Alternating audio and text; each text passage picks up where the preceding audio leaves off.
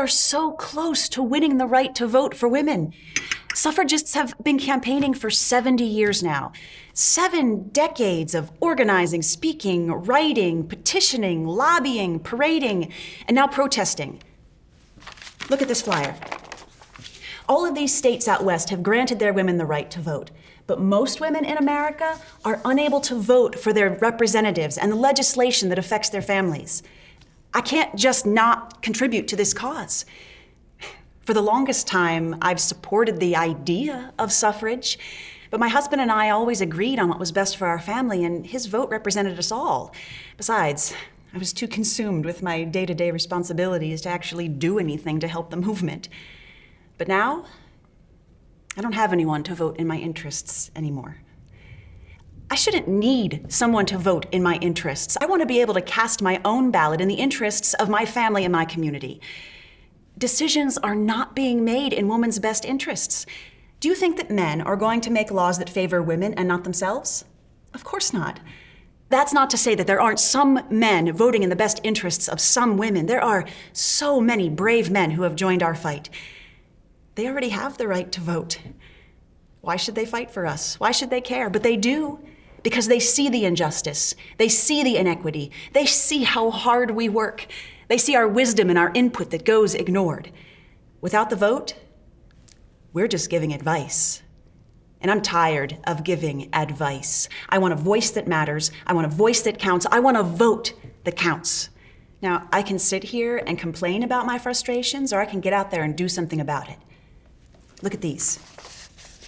This group of suffragists is calling themselves the Silent Sentinels. They've started a silent protest, picketing the White House and President Woodrow Wilson because he's not making votes for women a priority. For almost a year now, these women have been standing in the freezing cold and the summer heat.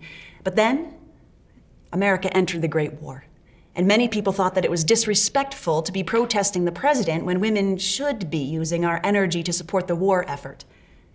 But when I heard about what's been happening to these women, how crowds of onlookers have started to harass them, pushing them, pulling them, knocking them over, ripping their banners. I'm at a loss to understand why people have reacted this way. I understand that not everybody wants women to have the vote, but to resort to such violent tactics? The harassment got so bad, the police started making arrests. But not the angry people blocking the street in front of them. They arrested the Silent Sentinels, who were standing there, silently, on the sidewalk. On what charges? Obstructing traffic. I suppose the authorities thought that the threat of prison would deter the women from continuing their protest. But the very next day, there are even more Silent Sentinels standing at the gates of the White House. There are women from all over the country who have joined the Silent Sentinels to participate in the protest. Traveling to Washington, D.C. takes time. It takes money. It takes energy. And I'm already right here. We're only 7 miles from the White House. I can see it makes you uncomfortable. You don't want me to do it. What will people think? But I feel this is something I have to do. Yes, I might get arrested. And yes, it might be dangerous, but at least I know that what the Silent Sentinels are doing should be protected under our constitutional First Amendment rights of freedom of speech, petition, and assembly. If they can take these rights away from us, they can take them away from every American citizen. We might not always agree on the best strategies for winning the vote, whether it's proving our patriotism by supporting the war effort or picketing the White House, getting arrested, and going to prison. But I think it will take all these different strategies, all of us working towards the same goal in order for us to achieve what we've been working for over the past 4 generations. I'm going to take the trolley downtown today.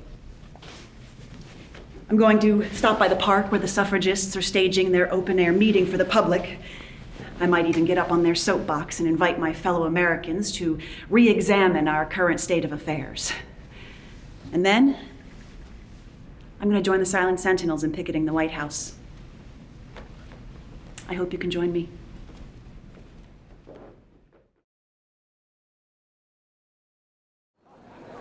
I know that there are many arguments against a woman's right to vote. I understand. Change is difficult. Many want to keep things the way they've always been, or to return to a simpler time when everyone knew their place. Well, that would be very convenient for some, wouldn't it? But we look not for convenience, but for equality, to be recognized as thoughtful, contributing members of society. Now, these anti-suffragists say that giving women the vote will disrupt the natural order of things, that it will confuse the boundaries between the masculine and the feminine. But are we all not two sides of the same coin? Are we not all people who want to live peacefully together and work towards building better communities? There are some that say that politics is a dirty business, far too messy for women to associate themselves with. Well, ladies, have we not already mastered the art of cleaning up other people's dirty messes? We diffuse sibling rivalry and promote peaceful negotiations in the home. Why should our good housekeeping skills not extend beyond the home and into the political arena? There are some that say that politics is an ugly business, and it makes us less attractive by extension. I think you can judge the fairness of that. But if by less attractive you mean less silly and irresponsible, then yes. But I suppose that depends upon what you like. There are some that say that women do not have the mind for politics or the intellectual capabilities of making an informed decision in the voting booth. Let me remind you, women are the educational backbone of our nation. As mothers and as school teachers, we are already tasked with the responsibility of raising and educating the future voting citizens of America. And how can a person take credit for his own intelligence without giving some credit to those who raised and educated him? Get up the street! Get back in the kitchen! Yes, sir. The kitchen. I agree with you. A woman must tend to the home. And issues of the home are voted on in every session of the legislature. Voted on without the wisdom and input of the very people whose experience would be of benefit. As a mother, I only want to make a better world for my children, to ensure their health and safety and well-being. But the lack of women's insight and care can be seen in the inadequate funding for schools, the permission of child labor in factories, and the lack of safety standards in the manufacturing of our medicines, cosmetics, and foods, which we purchase at the grocers and prepare in our kitchens, sir. And what of those widows who do not have the support of a husband in order to feed their families? I must say that this number will grow as America continues in this great war overseas. Many women are tasked with the responsibilities of both work and the home. They're filling the shoes of both mother and father, husband and wife, and there is no one to represent them in their interests. I see you, Senator, and I know what's important to you. Re-election and the continuation of your party's control in Congress. Let's talk about the most expedient issue right now. A federal suffrage amendment is inevitable. It may not happen this year or next, but the inequitable status quo cannot last for long. Senator, if you were to support a federal suffrage amendment, imagine the instantaneous boost of loyal voters you would have once women become enfranchised. If you do not support a federal suffrage amendment, you will merely delay the inevitable. And when women do get the right to vote, do you want to be the politician that kept it from them for so long? How will that affect your popularity as you seek re-election? Just think on that, Senator. Whatever argument you may have against a woman's right to vote, it is not based in reason, it is based in prejudice. If you are wise, compassionate, conscientious, and fair, there is no other option than to support women's suffrage. Women obey laws just as men do. Women pay taxes just as men do. Women suffer from bad government just as men do. Women should vote just like men do. Women are citizens of a government of the people, by the people, for the people. Women are people, not because she's a mother, not because she's a wife, because she's a person, an American citizen under the law. And that is the reason, the only reason that we need to prove that women, those who hold our morals in balance, our families in comfort, and the human race in prosperity, deserve an equal voice in our government. Let me hear a votes for women. Votes for women. Votes for women. Votes for women. Votes for women.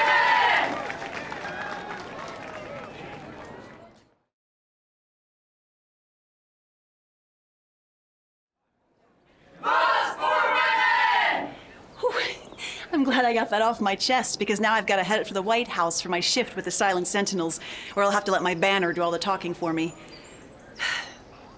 It meant a lot for you to be here with me today.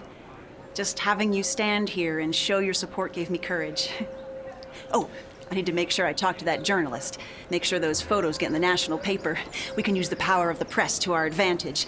Good publicity, bad publicity. At least it gets people talking about the issue. Really makes them think about it. And aside from the war, this is the topic of conversation. There are many suffragists who don't think it's appropriate to be protesting right now.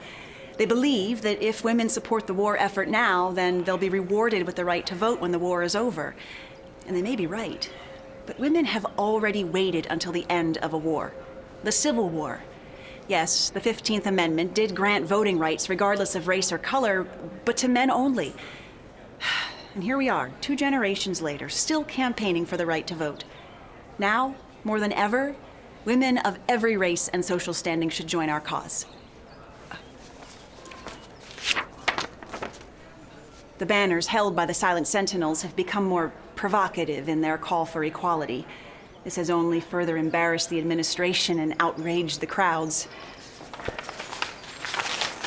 The police have continued making arrests, and the prison sentences have gotten longer. I am nervous. I really hope the police aren't arresting any of the suffragists up at the White House today. I've never been to prison, not even for a visit.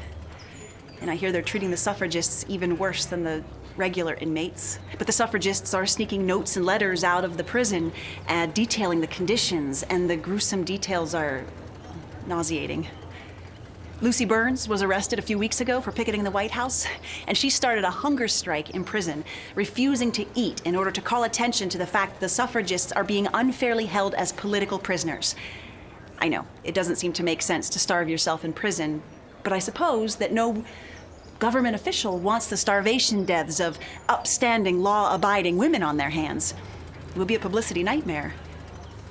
But I'm starting to hear that the prison authorities are using painful methods of force feeding on the women who are refusing to eat. Alice Paul, our fearless leader, is being force-fed 3 times a day in the psychiatric ward. Perhaps because courage in women is often misdiagnosed as insanity. But really, it's just to discredit her and her leadership in the movement.